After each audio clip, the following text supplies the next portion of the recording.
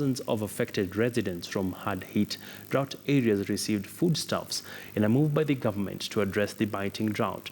The State Department of Special Programs has been purchasing and distributing maize from the Galana irrigation scheme.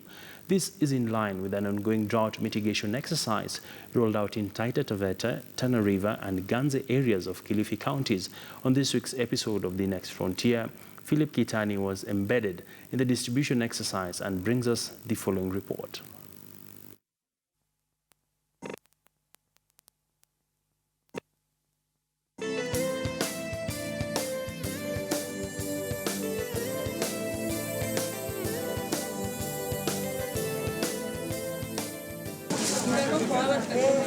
According to a recent report by the National Drought Management Authority, more than 1.3 million Kenyans are facing starvation and are in dire need of relief food. The drought situation has reportedly claimed hundreds of livestock, leaving communities impoverished. Among the worst affected areas are Kilifi, Kwale, Tana River, Taita Taveta, Garissa, Wajir, Mandera, Isiolo, Marsabit, Kitui and Samburu. To avert a full-blown crisis, the State Department for Special Programs has come to the rescue of those affected by the drought at the coastal region and has purchased 50,000 bags of maize from the Galana irrigation scheme for 90 million shillings for onward distribution to all affected counties in the coastal belt. We also have to look at the poor of the poor. We also look at the sick. We also look at the orphans. These are the things. We have a steering committee of each and every sub-county. And issues of drought is co-shared between national government and county government. So this steering committee brings its heads together from national government and county government to ensure all the relief we receive are distributed to the needy. The ravaging effects of the droughts are dire. Meet 100-year-old Janet Mwadime. She is the sole breadwinner for her 4 grandchildren who depend on her.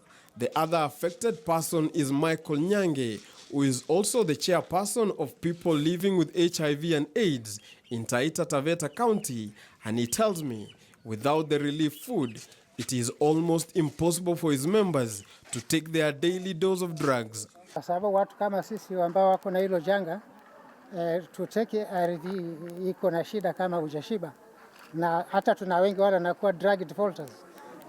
Maanake kama uko satisfied huwezi kutumia hizo tablets, zina knock down. Kama sumradi mimi singeli kwepo mzima, lakini umesevu na umesevu wengine, kila kwa mwezi tupata chakula bwana. So far, more than 1,000 families in Taita Taveta County have been affected by the current drought. And as the government distributes the relief maize to the most vulnerable in the society, it is also emerging that both domestic and wild animals are in dire need of the same. We are expecting more hardship because we are expecting more of wildlife, human conflict. Remember, we are feeding people. Are you feeding elephants? Do they have food in the park? So now we will see elephants moving from the park to the homes. So we are sensitizing people that even elephants are part and parcel of Taita Taveta. We cannot do without them, they cannot do without us. With the current drought expected to persist, the Galana Kulalu irrigation scheme is expected to act as a lifeline for the coastal people, with 2,000 acres expected to be harvested every month, with a target of 100,000 bags. The Galana Kulalu irrigation scheme seeks to see Kenya have at least 1 million acres of land under irrigation to boost the country's food security. With the expansion of Galana, moving away from the 2,000 to 10,000 to ultimately the targeted 400,000 acres, we shall not only be able to feed the coastal region, but we shall also feed the entire country. Galana has so far produced 3 harvests of 17,000 bags in its first harvest on 500 hectares, 6,000 bags on the second harvest on 500 hectares, and 103,000 bags on the third harvest on the 2,000 hectares currently under the maize crop. The quality of maize that we are producing in Galana is of very high quality because we observe the entire food value food chain addition, right from planting to harvesting. We start in the farm by applying aflatoxin. Aflasafe, that is a chemical that prevents the maize from getting aflatoxin. Then when it is harvested, it is tested.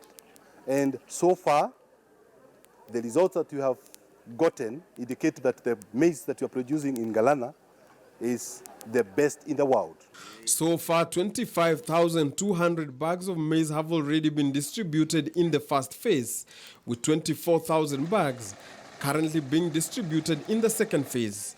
With each sub-county receiving 500 to 1,000 bags of maize, the Strategic Grain Reserve has also purchased 30,000 bags from Galana.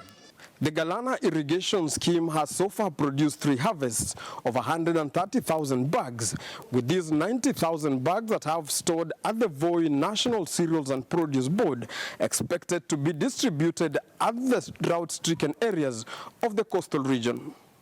Philip Keitany for the Next Frontier.